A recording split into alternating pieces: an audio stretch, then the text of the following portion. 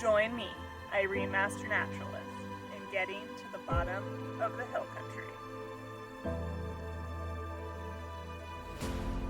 If vultures have faces only their mothers can love, how do they mate? Well, I personally like their faces. And before we answer how they mate, their faces are great adaptations because they're our roadkill cleanup crew. In order to get into the carrion and the dead animal you see on the side of the road, they don't have any feathers on their face, and they can dig in there and get all that real juicy stuff to eat.